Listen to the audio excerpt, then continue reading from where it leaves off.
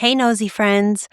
This conversation was recorded live on Saturday, December 27th, 2025 at Lumpen Radio.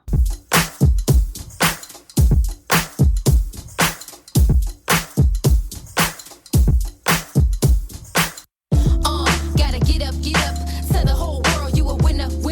Vision of a star with a mission and a cause. What you doing, how you doing, what you doing, and who you are. Flex yourself, impress yourself.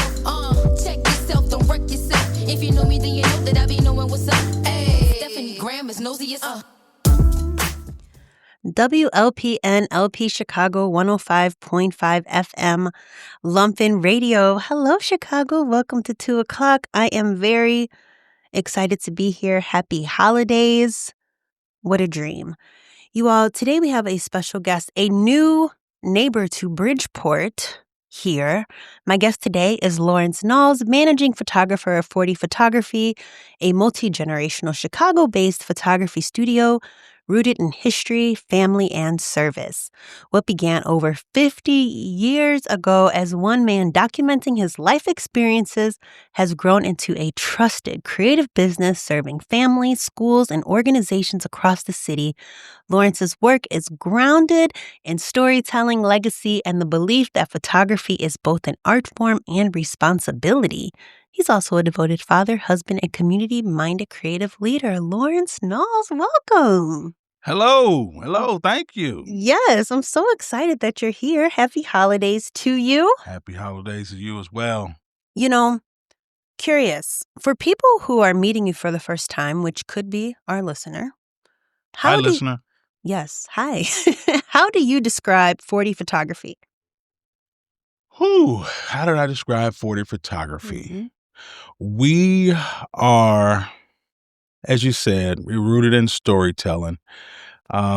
We are individuals who are very good at immersing ourselves in whatever's going on and really using the lens to kind of tell the story of what we see.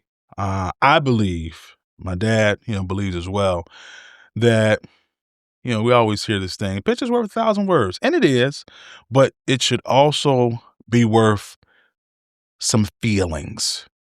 So when we're looking through the lens and we're shooting, I think on the other side, I want people to be able to feel like they were there. So emotive is what I would say to answer your question.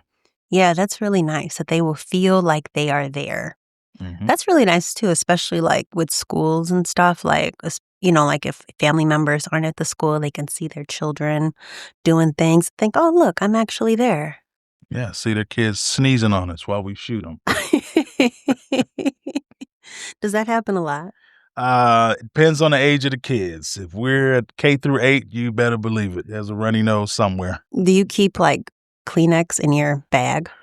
Kleenex, sanitizing wipes, Okay. sanitizing spray, and Lysol. Wow. Okay, COVID alumni. Yes.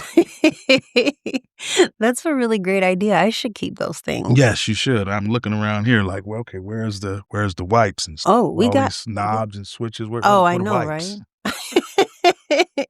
When did photography stop being, just something you did and started feeling like a responsibility? The short answer to that is the moment somebody hands you a check. Okay. Or the moment someone contracts you to document something that's really important to them. Mm. So it's like, hey, okay, we got to really deliver. But yeah, when you start, shooting for money, it becomes a responsibility. Doesn't always have to feel that way. Mm-hmm. It just depends on how you approach the work. That's why the older I get, the pickier and choosier I become with work. And, sometimes it could be to your detriment, but, all money isn't necessarily, good money. I have to be just a little bit excited about what we're doing. Yeah. Yeah, I just can't take a job for money. We're just not going to do it. I'm sorry. This happened to me when it came to weddings. I did not Hello, like hello. weddings, and I remember one time, this specific wedding, I was working as, like, the second shooter, the Mhm. second photographer, Yeah.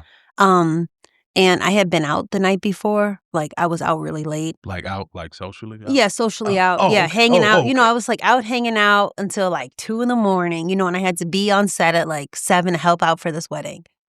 And, I'm there and I'm like, "You know what, Stephanie? These people are getting married, and you're just out kicking it. This is serious." Like, and you're like tired and yawning and stuff. And I got the footage that I needed, but I'm like, this is a big deal. Like, people are paying, the main photographer a lot of money. And yeah. So I'm like, maybe I shouldn't do weddings because I'm not taking it seriously. I'm just partying the night before. It's not a good look. So I don't know why I went to weddings, but shout out to the wedding photographers because Yeah, shout out to them. are you a wedding photographer? Not anymore. I've done maybe a handful of weddings in past 5 years, and they were always from close friends or relatives. I don't even advertise in the wedding space anymore. It's just, it's a lot. If you're gonna do weddings, I think that's, for me, in my opinion, Mhm. all that you can do so you can, really jump into it because it's a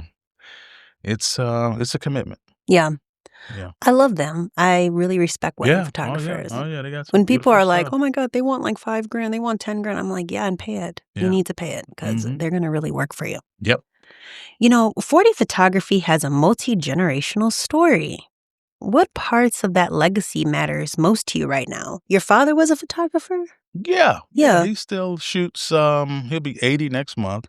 Oh. Yeah, he still shoots, just kinda as a hobby, but this thing all started back in the '60s, not necessarily the whole 40 thing, because that's a story behind that, and I'll tell you, but, my dad was went to, the Vietnam War, Okay. and now I don't know what his thing was with photography, but some kinda way in between shooting that M16, he had a 35 millimeter camera.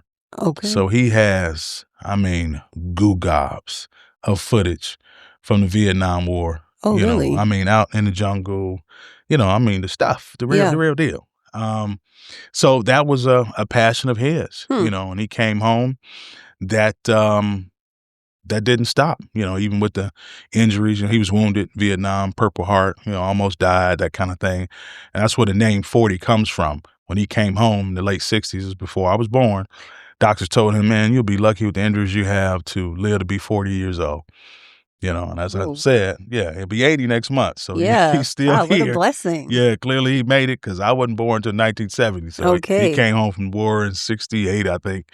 But yeah, we're here. So where I came into that was, let's see, I think it was about 1986 or 87 when he gave me my first camera, Mm. like real camera where you can take the lens off. You had to load it with film. Prior to that was, remember the little Kodak Instamatic thing that Yeah. made the little click, click, click noise when you advance? That was my thing. But yeah, he bought a new camera and gave me his old one, a whole bag. Camera, a couple lenses, and said, "Hey," I said, "Well, what I do? Figure it out." Oh, That was it. Figure it out. So, I did, clearly, obviously. So I was on the yearbook staff in high school, okay. the yearbook staff in college, Okay. and, They had college yearbooks? yeah, Oh, yeah, neat. yeah, you're telling on yourself now. Yeah, I really am. Yeah, yeah, yeah, Okay. How embarrassing. I was, got a lot of footage from college, yes. Yes, first time I've photographed a celebrity was in college. Oh, Vesta, well, she shortened her name to just Vesta, but it was Vesta Williams then. She came in and did the homecoming concert, and we got to, do the pre-production with her, shoot the shots for the yearbook, shoot the concert. It was great. oh, yeah, that sounds Great. awesome. Yeah, I think that was 90, 92. What is it about parents just telling us to figure stuff out? Like, if he was a photographer, why not show you how to take a picture and put the lens on the camera and stuff? Well, he did show me how to load the film because he was buying it back then, so he didn't want me to waste any, Yeah, seriously. and just push the shutter. Other than that, settings, lighting, composition, I would assume his philosophy, because I share it, is to go make some mistakes. Mhm. Go make some mistakes. That's how you learn. I mean, he could explain to me XYZ 100 times, but until you know why something is or why you shouldn't do it this way, I think that's where the real learning happens. And I'm a big fan of stumbling forward and figuring it out. I messed up a bunch of pictures. You hear Yeah. me? I mean, I done messed up a bunch of pictures, but that's how you learn. Yeah. That's how you learn. So I don't mind the figure it out thing at all. At all. It's philosophy I use with my sons. Hey, figure it out. Yeah, back to this wedding stuff. I messed up a wedding once before. Ooh. Yeah, but you know what? I mean, looking back, I wasn't being paid. It's like, guys, I was learning. You get what you pay for. Isn't that terrible to say? But they said some of the pictures came out. Well, then then they're ahead. If they didn't pay and you got something usable, then hey, Yes, they amen. said some of them came out, and I never saw them because used film, and then I gave them they had a hookup, I guess, like a Really? coupon to, like, get film developed, and I Really? just gave them the rolls, and then so I never knew you shot film before. What? Oh Yeah. my god, of course. I'm a medium format person, but Oh. Oh. yeah, I Okay. know. All right. Forgive But I me. really want to try have you ever used large format? Like a view camera or Never. anything? Yeah, I'm really interested in that. We did it in school, but I didn't really maybe because the film was really expensive, and I'm like, "You know what? Maybe" no, like 4 by 5, I just couldn't really afford it, but I have some friends that I've met recently that's been using 4 by 5 again. I'm like, "Oh, this is so beautiful. I wanna shoot 4 by 5 film." Them big old I transparencies. bet the detail is just immaculate. Yeah. Immaculate. So, I was gonna ask, like, what do you think, like, your father, the generation before you was taught about your work that still guide you today?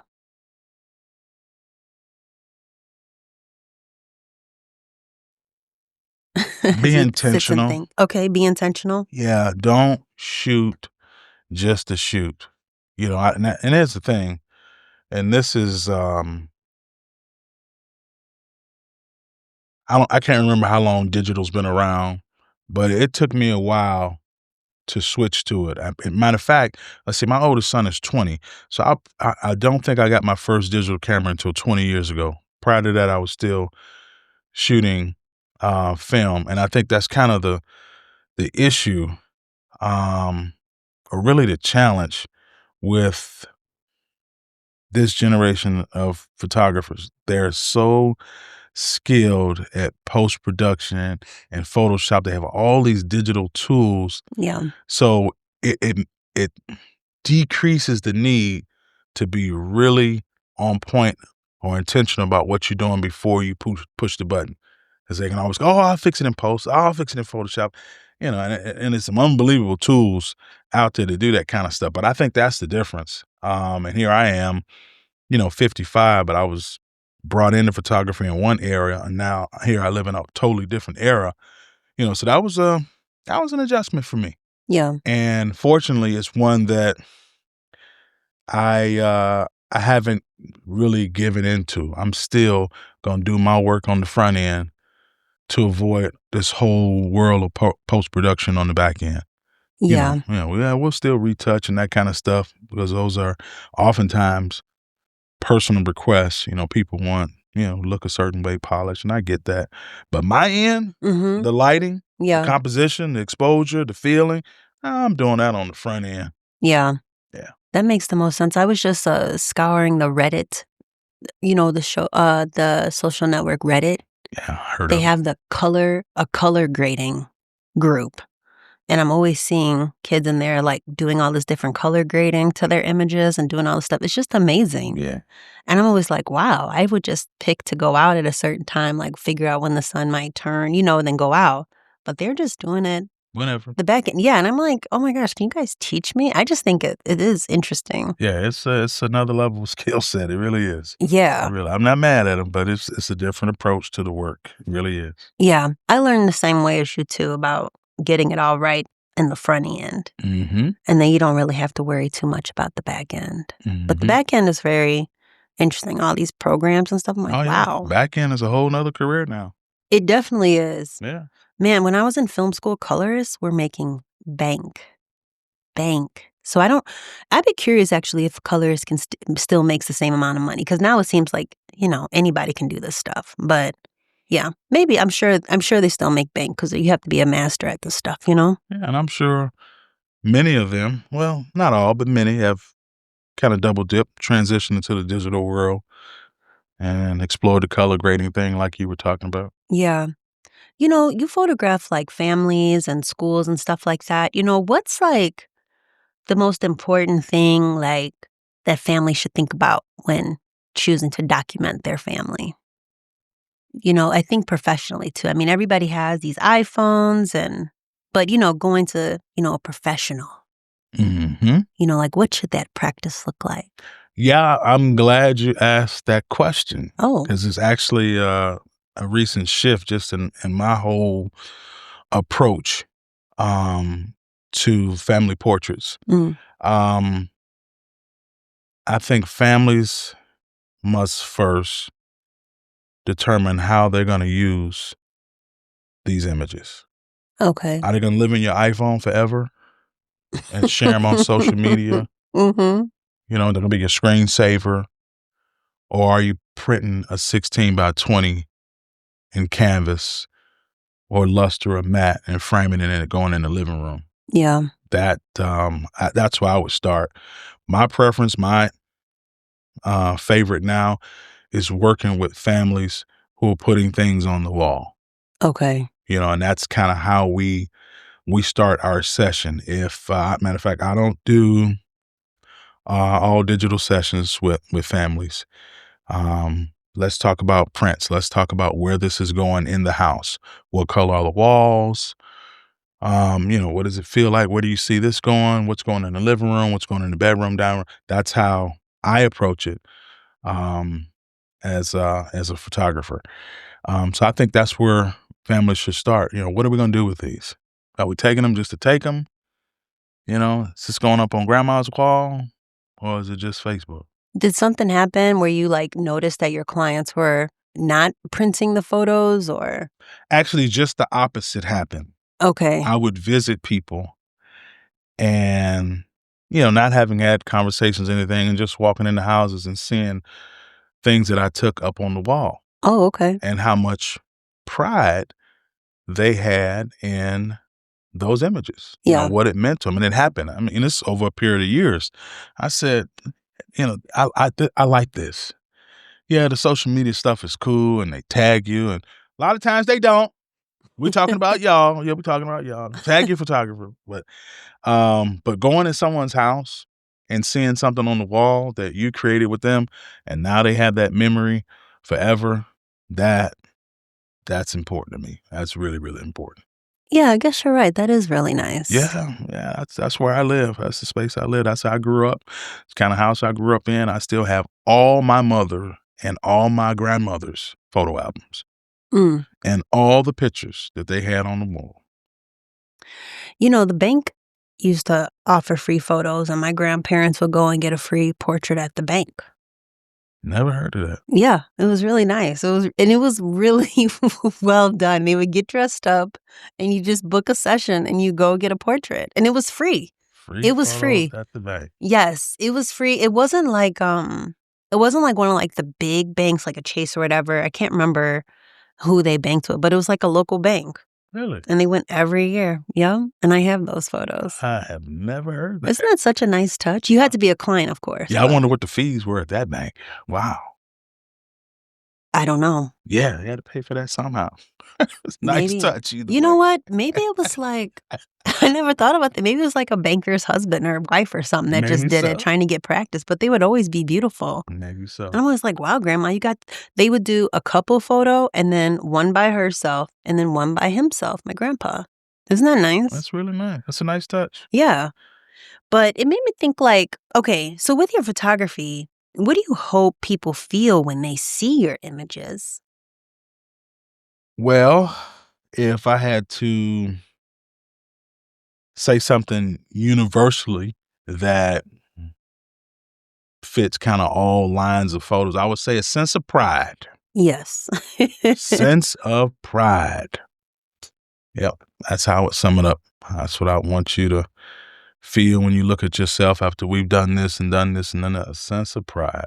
I love that so much. I know, like, the CAP, Chicago Alliance of African American Photographers, Mhm, that's what they're all about, just, like, sense of pride, mhm, documenting Black folks doing everyday things so that mhm. we can just look back at them and see, "Look at us doing these great things." Yep, Even if it's just us sitting in the park. It's being so human, great. Yes, being being human, human. being human. Yeah. Mhm. Do you do a lot of documentary type work? Not a lot, Mhm. but a little bit. Most recent thing I did, I was just sitting at, Rainbow Beach. Mhm. You know, that's one of my happy places. That's where I grew up. Okay. And, I think I smoking a cigar? I might have been smoking a cigar, you never know. Okay. Nice summer day, but I noticed a dad come in, young father, with his little bitty son, inquisitive little fella, man, just vibrant, little personality, bubbling, asking all the questions in the world. Um, and I watched them go down to the beach. You know, I was still maybe 30, 40 yards away. And he built a little sandcastle. Oh. I couldn't remember the last time I'd seen a kid do that. Mm. And he just had so much joy that I ran to the car and grabbed my camera and introduced myself to the dad and asked him, could I photograph his son in his little sandcastle?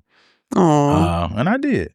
Yeah. So shouts out to Samuel Hilliard III. That was his name. I wonder, did they print the photos? That's a good question because I sure sent it to him. Yeah. Yeah, I know they did make their way on social media. Mm. I hope he printed it. It was a great shot. It was a great little father-son moment. That is really sweet.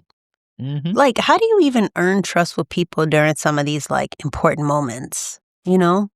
Mm. Hmm. That's layered there, Stephanie. That's really layered. Well, it kinda depends on the situation. In that particular instance, I just introduced myself, you know, told them why or what brought what caught my eye, the 2 of them, shook his hand, smiled, asked for permission. Um, so, you know, based on the setting, in other settings, somebody's calling you, it's usually the trust to someone else. Sure. You know, somebody refers you. Hey, I'm looking for a photographer. I want to redo my branding. So it's trust of others. It's recommendation. It's word of mouth. It's credibility. You know, it's a track record, a history of, doing right by people. Yeah. So that's kind of, it's kind of been my thing. Has, like, has photography taught you anything about people that surprised you? Yeah, yeah, yeah. It has. Um, You sound so disappointed. I, you know, people, and I know it's probably not surprising to somebody, but people are way more self-conscious Yeah. than I ever could imagine. Mhm. You know, and sometimes, in many cases, the more quote unquote attractive the person, the more kind of concerns or things that there are. And that it really blew my mind. Mm. I said, you know, because when you think about it, and the reason it's such a interesting phenomena, I'll say, is that most of the things that people are concerned about or self-conscious about when being photographs, those comments, those concerns only exist between their ears. Mhm. You know, a Yeah. lot of what people point out to me, it's like, yes, I don't even see that. Yeah. You concerned about what?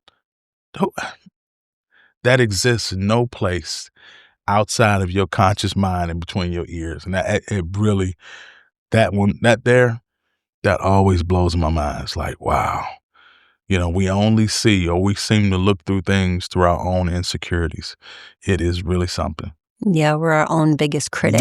Yes, that's the truth. Yeah. That's the truth. Oh, that's so sad. How do So, you bring them out of that? I'm an encourager. Okay. I am an encourager. So we talk through it. As one thing, when you come in the studio, we're working together. We don't do self put downs. We don't do body shaming. I don't care what you said to yourself before you came in here or what you were doing at home in the mirror. I'm not going to participate in that. Yeah. I'm just simply not going to do it. So, yeah, I don't. It just I don't give it space to breathe. Yeah. I can deal with some legitimate things, but just that are kind of off the wall. Well, no, let's stop that. Yeah. Yeah, let's stop that. Let's get to work. Let's be bold. Let's be confident. So we start with words. We make a little list. Oh, Oh yeah. If in a perfect world, and when we get done with these pictures, what do you want to come across? What's your unspoken message to the world? And we write those words down, and we let those guide us through the shoot. So you can keep some other kind of defining mantras, so to speak, on your mind while we work. I really like that approach because then you really don't have time to think about Exactly. oh, look at me, my face is broken out. Exactly. You're like, no, I'm supposed to be like, an attorney here. Mm-hmm. Like real estate attorney. Mm-hmm. So I need to be Mm-hmm. powerful and confident, and it just sort of gives you something else to focus Right. on. Exactly. I love that approach. Exactly. Trade secret. Okay. Do you have any other trade secrets before we go to break? That's Okay. no, I think that's all I have right now. Put the pen down. What you writing on? I know, right? I love a trade secret. It's my favorite thing. I love collecting secrets. On such a good thing. Okay, so you build this word bank before we make our pictures. Mm-hmm. And, how do you build something? You've been like making pictures for how long? Professionally, Yeah. 19 years. Okay. Ooh. Do you throw parties for your anniversaries? We're having a 20th anniversary one next year. You best believe that. August 2026. It's Yeah. coming. Okay, and you're new to Bridgeport too. Yeah. Yeah. So how long have you been in Bridgeport? Well, let's see. This is December 25, right? Mm-hmm. We had our opening brunch a year ago, Okay. December 24, and we moved into the studio technically about 8 months prior to that. So April Mm-hmm. 24. So yeah, we're coming up on 2 years, been 18 months. Wow. About a year fully operational though. Welcome to the neighborhood. Thank you. It's been great. Yeah? Love the food. Oh, yeah? Yeah. Okay. Yeah. Yeah. Yeah. Food is yummy. I think, let's see here. We have 2 minutes before we go to break. You said like enthusiasm is everything. I read this somewhere. It absolutely is everything. Yeah. How do you keep that alive? How do you keep enthusiasm? It's been such a dark year. Yeah. Let me speak about myself. That's what I just It's been think. a tough year. It's been a tough year for a lot of us, I think, on multi fronts too, Mm-hmm. But something from my childhood has always just kind of, kept me through it. Every day Mm-hmm. when I wake up, I identify one thing to be absolutely excited about. And for some strange reason, when you put that laser focus on one thing, it kind of spills over into a lot of things. But every day, I have at least one thing to look forward to. I don't care how big or how small it is. One thing. And it started when I was a little kid. My mom would come home from work, and every day she would bring me a gift. And I mean every day. Wow. I love mean, it. and not, and we're not talking about elaborate things. It might have been a piece of bubble gum from the concession stand before she got on the train to come south from downtown. Could have been a comic book. It could have been a baseball card, football card, one of those little football helmets. You Mhm. might not remember. You put a quarter in the machine, Oh, okay, like the little bubblegum plastic machine. things? Yeah, Okay, yeah. yeah, yeah, It was always yeah. something, and she didn't miss a day when I was a little kid. And that kind of grew from there. Every day I would figure out a way to find something to look forward to. Something. I love that. A daily present. Mm-hmm. Well, y'all, we are going to take a quick break with Lawrence, and we'll be right back after this break. Break, y'all.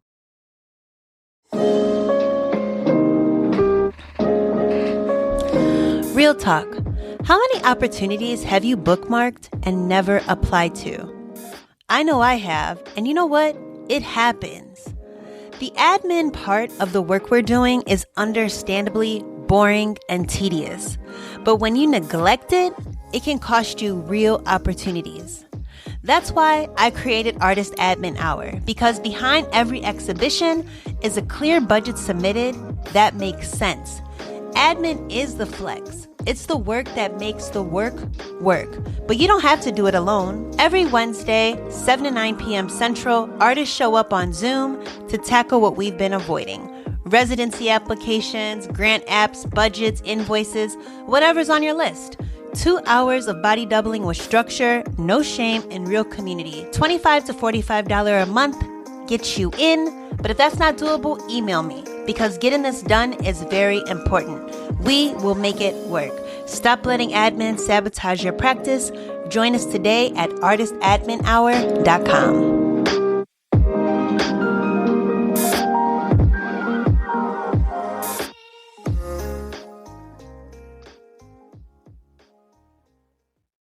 WLPN LP Chicago 105.5 FM Lumpin Radio. We are back. We've been here with Lawrence Nalls, chatting it up. Thank you for being here, Lawrence. You're welcome. Thank you. We're back. You know, I do have a question about cigars. Okay, I have an answer. Why do people carry around these like big coolers with cigars? I feel like the folks I see, they have these big coolers, and it's like, is it that serious? Like, we're in a park. So, yeah, I have an opinion about that. Okay. So when you say coolers, are you talking about beverage coolers on wheels with handles? No, they're like for their cigars. Oh, the airtight cases. Okay, that's what it is. Where it It's looks an like airtight case. Kind of look like a little camera case or a little light case. Yeah, or maybe just like if it was going to be like a 6-can cooler, but it's all stuff for cigars. Okay. And I'm like, All right. Sir, is it that serious? Well, the short version is yes, Stephanie. That's called a portable humidor. Okay. And to maximize your smoking experience, we need to regulate the temperature and humidity of our cigars at all times. So that's like there's something regulating in there. It's not just a cooler. It's doing more. Actually, yeah, it's a humidor. So it's keeping your cigars at a desired temperature. That's kind of a little tough to do because we don't control the weather, but within certain moderation based on where you keep that portable humidor. But most importantly, it's the humidity. Okay. So, yeah, there's a hygrometer and a little humidifier in there that we put in a solution or distilled water. Keeps the cigars snap, crackle, and popping for us. Sounds pricey. Well, we all have our vices. That we certainly do. Yeah, thank you for explaining that, because I've seen them at a couple of the family picnics, and I'm just like, what is that? Yeah, that sounds like a portable humidor you just described. Okay. Well, for all the photographers that are listening that are out there, you've been around for 19 years, very long, very sustainable. Mm-hmm. What's the one thing people misunderstand about running a photography business? That it's a whole lot more than just shooting. Okay. Yeah, it's a whole lot more than taking pictures. I just I'll just give you a couple aspects of this. So 19 years professional, right? Mm-hmm. I was working Congratulations. Thank you. I was working on submission. Um, and it took me back to the whole 19 years of my career. Mhm. So in order to go and look at 19 years of photographs when you're taking 10,000, 15,000 pictures a year, those have to be stored someplace, right? Yeah. Yeah, they're not all, it's not a memory card created yet that can hold all of those. So, I mean, just portable storage alone, I'm coming up on maybe 2 dozen Yeah. portable drives, Yeah. that have to be managed and cataloged, stored properly. Please don't drop one. Don't let it tip over on the desk. But, managing your storage, you got a website, you got software, you got social media, um, you've got hardware, there's the camera gear itself. There's the computers that we work with because quiet is kept.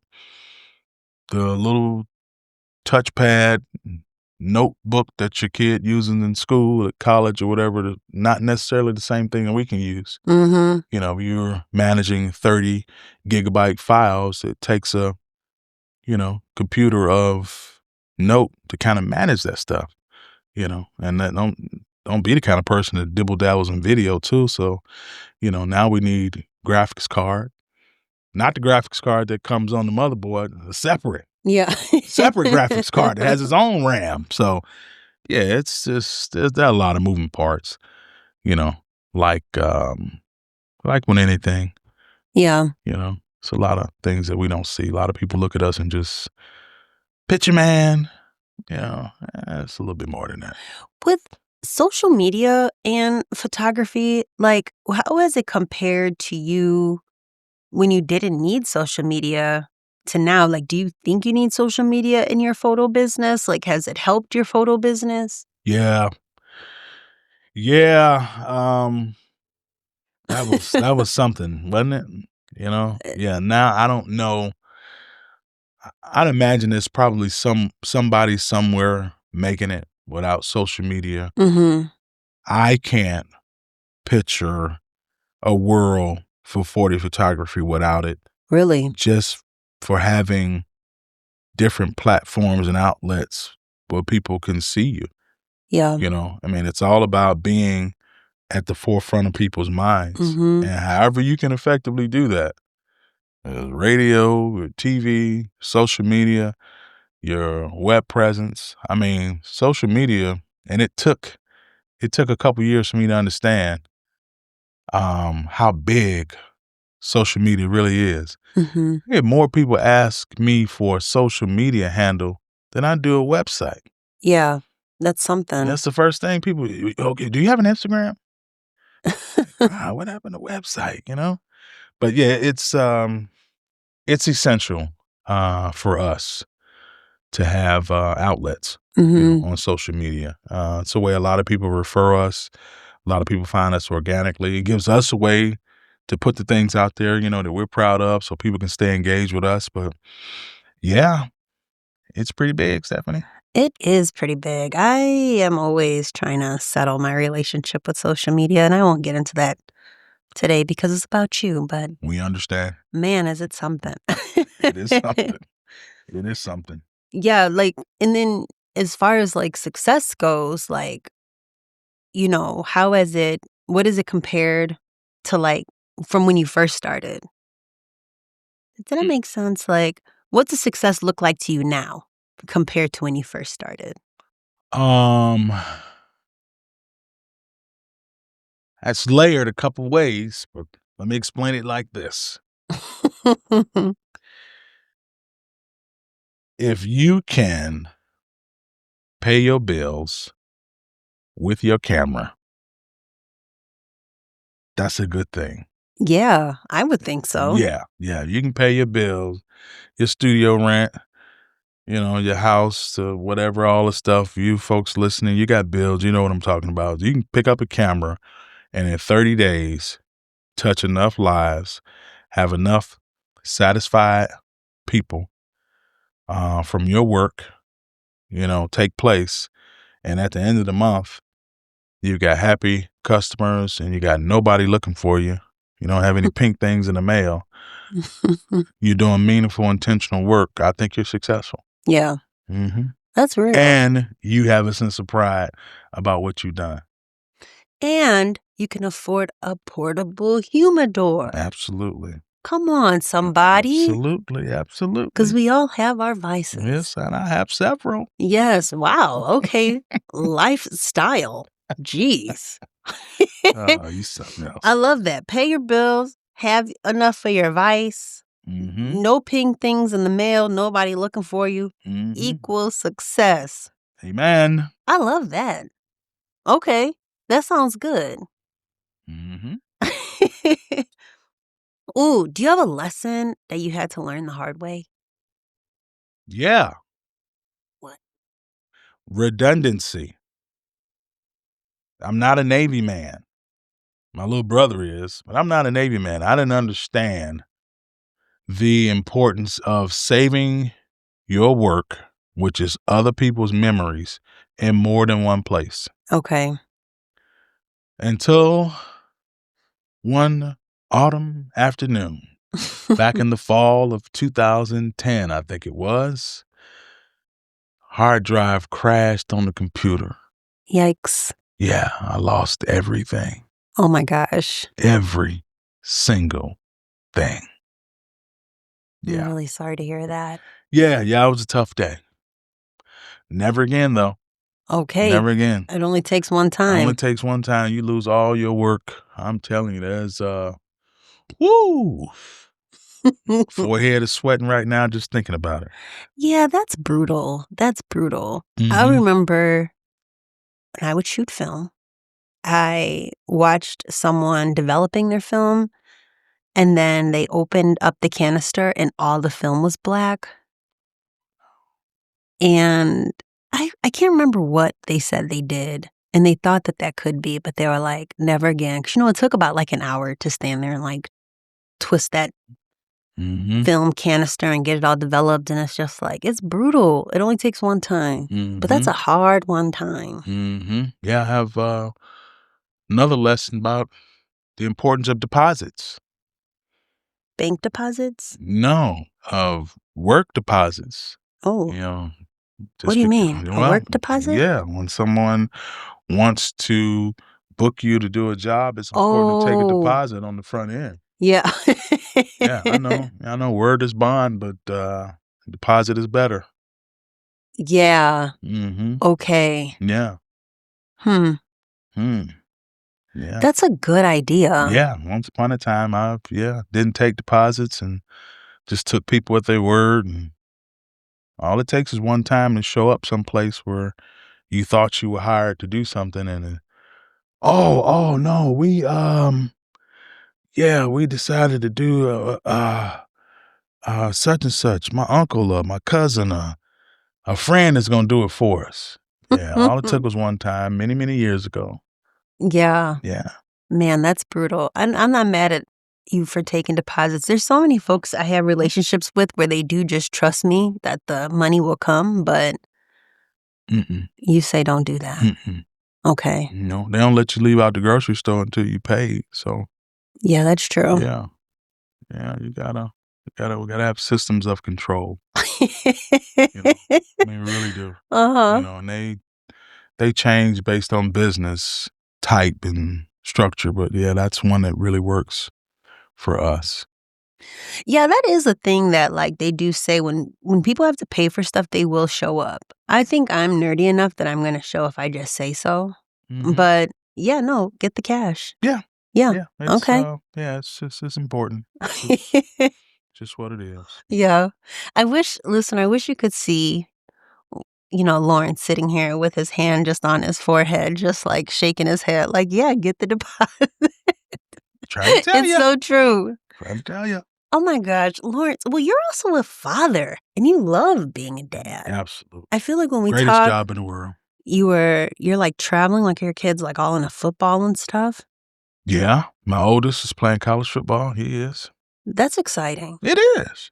It really is. I'm not a sports person, so I'm always like, what if I have a kid and they want to do sports? Now I have to go to this game. Yeah, before the game, you got to take them to practice. Oh my gosh, Yeah, yeah. there's more practices than there are games. So, yeah, get ready. Jeez. How long are the practices? Usually about 2 hours. Whoa. Yeah, it just depends, how old they are. My oldest is 20. He started playing football when he was 6, Mhm. youth football. And back then, they didn't practice every day, but it was a couple times a week, couple hours a day. For potential parents who might have kids that play sports, is it an expensive thing? Is Depends. this why we need to make sure we're taking deposits on the Yeah, front? Okay. yeah. You need to take deposits, photographers, so you can pay your kids participation fees. Okay, Yeah, participation fee. absolutely. Yeah, youth sports can be expensive. Okay. Varies by sport. But my approach to it, we exposed our sons to everything we could to figure out what they liked, what they excelled at, and what taught them the best life skills. So football was the click for our oldest, Lawrence, after trying t-ball and soccer and basketball and something else I can't think of. That's what worked for him. So, There is a documentary that I'm trying to search for right now, and I cannot, this list is not coming up, but it's about kids in sports. And it's a whole world. It's very oh yeah, interesting. I'm a big proponent of sports for kids. Hmm. Nothing else to teach them teamwork, Mhm. discipline, accountability, and leadership.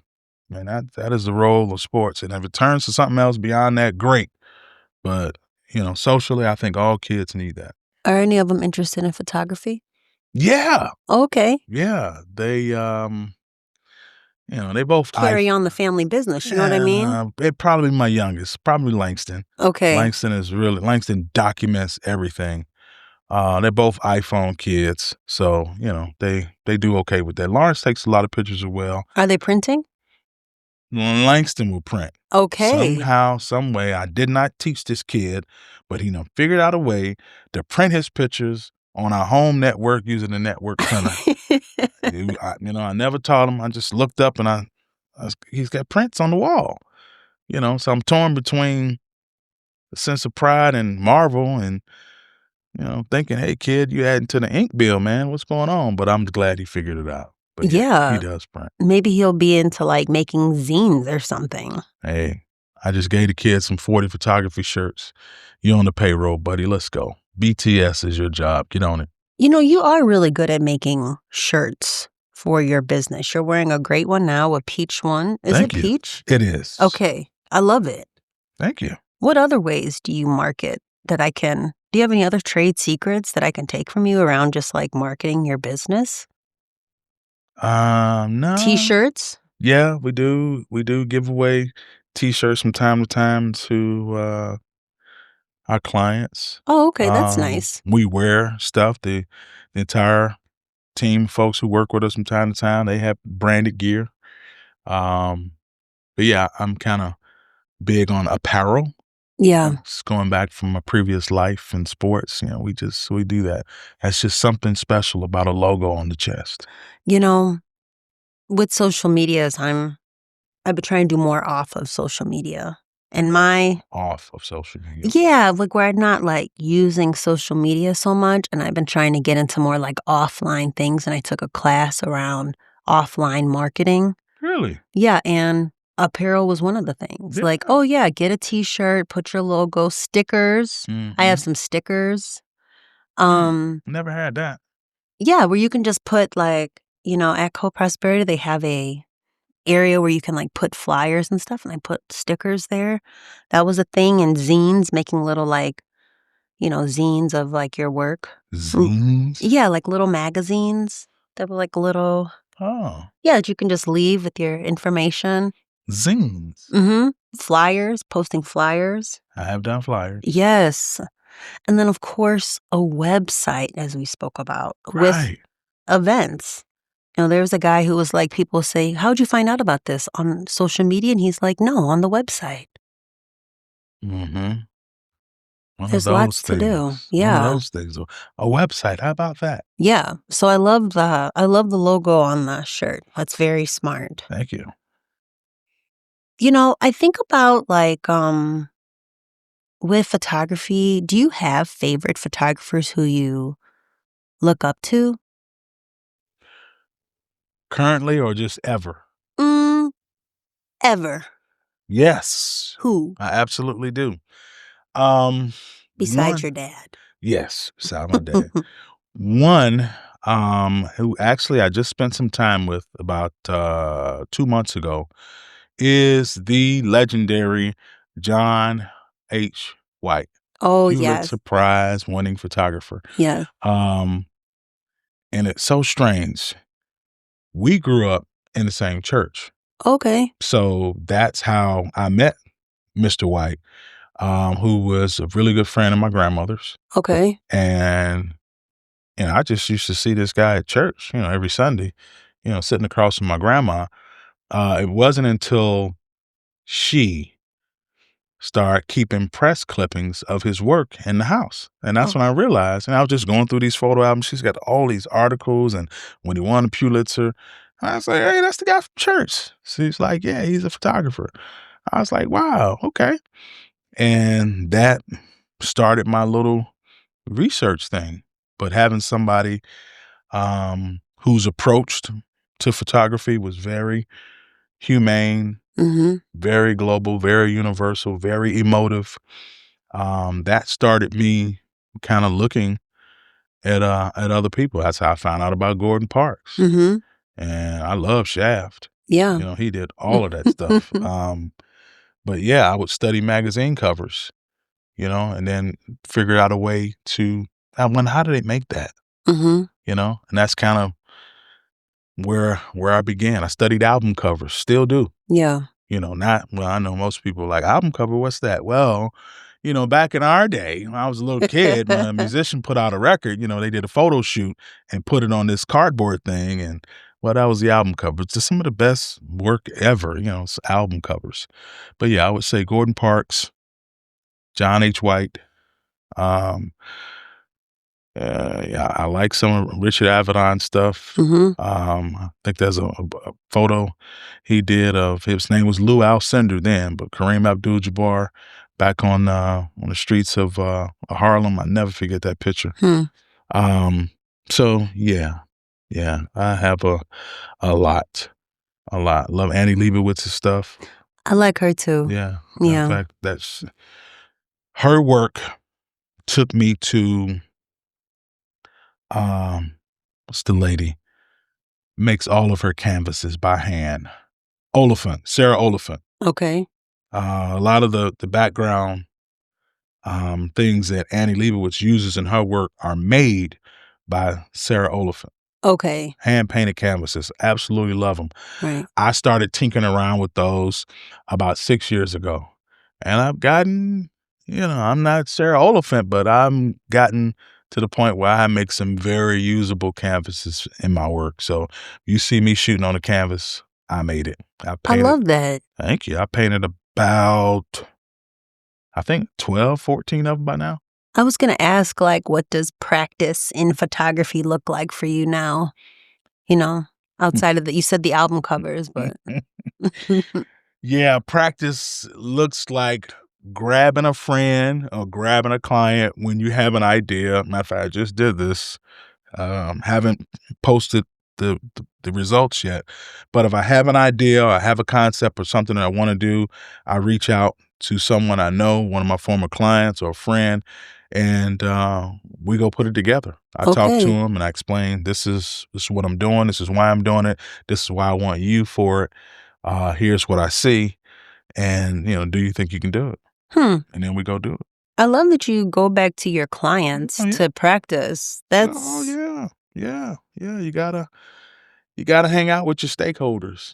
Huh. Yeah, I People. like that idea a lot. Yeah, people that. Yeah, I know some people are big into models and they go to these websites and the model mayhems and stuff like that. Nah, not me. Mm-mm. Well, I think what I like about that is that it just keeps the relationship going so much. Right. I'm just like a quick go on to this, go on to that, instead of like going back. Yes, yes, yes, And, you know, yes. maybe is that a trade secret or that's just common sense? I don't know. I don't know if it's a trade secret. A lot of people do it. Mm, Relationships are wealth. yeah, That's how we get things done in this world. Quality of your life is, quality of communication and your relationships. yeah. It's just how we get stuff done. That's a great idea. I need to do that.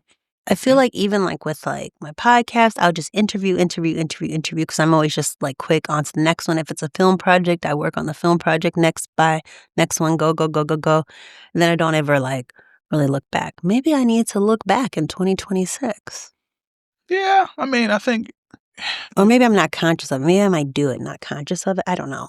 It's hard to know. it kind of depends. I think you're working it at some levels because you have to have relationships to have somebody come sit down and talk to you like this. That's true. So you're using it, and I'm not sure how repetitive that can be for you in this line of work. I'm not, I don't know. It's my first time being on the radio, but it seems to be working. Yeah. Yeah, Hopefully, you said this is episode number what? Well, let's see here. I've been on Lumpin' for a few months, but with my podcast project, I'm almost at 100 episodes. Almost at 100 episodes. Yeah. Yeah, that's a lot. Yeah. But Yeah. I don't go back. See, that's why I'm trying to be more like you to go back. Well, I think 100th episode is a good time to start evaluating that. Yeah, Yeah. for sure. Yeah. Do you have like an evaluation process on your own business and practice? I do. I do. I recently, when I say recent, I'm probably talking 4 or 5 years, but I asked for Google reviews, Okay. in a place where, people can be open and honest, give us the feedback that we want. I spend a lot of time on the front end thinking about the experience. I bring others in to kind of help manage that experience. Mm-hmm. Because I don't want to wear too many hats Yeah. doing either photo session or I'm working an event. You want to bring in some other brains. If you're the only brain in the room, you're losing. Yeah. So I've done that. I listen to the feedback, especially from my clients. They're the best people to talk to about what you're doing. How you feel, what you think about it. So I spend a lot of time there. Yeah. Mm-hmm. You do a lot with your clients. You ask for feedback. Mm-hmm. They're modeling for you. Yeah. All sorts of stuff. You got to know. You have brunches. That's another marketing thing you do. You have brunches. You got to know who your base is. Wow. You got to know. You got to know. You going to have a business school? I think you'd be good at it. No, I don't think so. I'll teach a class. Okay. I'm not going to have a business school. I love that. Mm-hmm. You're the neighborhood photographer. You're in Bridgeport now. If folks are thinking, I like this guy, I want him to photograph, my family, where can folks find more information about you? Well, we've been talking about social media all day, right? Yup. Yeah, we are 40 photography on everything. 40 Spelled out. 40 spelled out. That's right. No numbers. FORTY. Same as the website. It's just 40 photography. Yeah, that's a good place to start. Social media, website. We'll talk to you. That's so nice. Yeah. I really appreciate you talking to me. I appreciate you asking. Yes. You're just so wonderful. I'm even sort of curious about your father's war photography. I would love to see that. Yeah, once upon a time, I think maybe when my little brother was in high school, the history teachers used to bring him in during the Vietnam War segment. And because he's got these projectors he's put stuff on slides. Yeah. But to try to get him to talk about that and show that again, I mean, he would love to. It's just finding somewhere to do that. Yeah. But he's got, you call him, I put you in touch with him. He'll sit down and show you all that stuff. Helmets and bayonets, and he's got his own little archive. I love it. Yeah, it's really something to see. We got to do something with that. Yeah, for sure. Yeah, we got to do something with that. Well, thank you so much for being on Nosy AF on Lumpin' Radio. Thank you. Certainly are nosy. You ask a lot of questions, lady. Listener, happy holidays. Happy New Year. This is the last conversation of the new year, so bye. See you next year. Bye, everybody. That's a wrap on another episode of Nosy AF, conversations about art, activism, and social change. I'm your host, Stephanie Graham. If you enjoyed today's conversation, please leave a 5-star rating and review wherever you are listening to the show. It helps new listeners discover it and say, hey, if these folks like this show, maybe I will love it too. Check out full show notes and transcripts at nosyaf.com. And while you're there, sign up for Nosy AF Dispatch, a newsletter where every month I send a roundup of episodes, behind-the-scenes stories, studio tales, and interesting finds straight to your inbox. Thank you so much for your time today. Thanks for listening. And as always, stay curious and take care. Bye.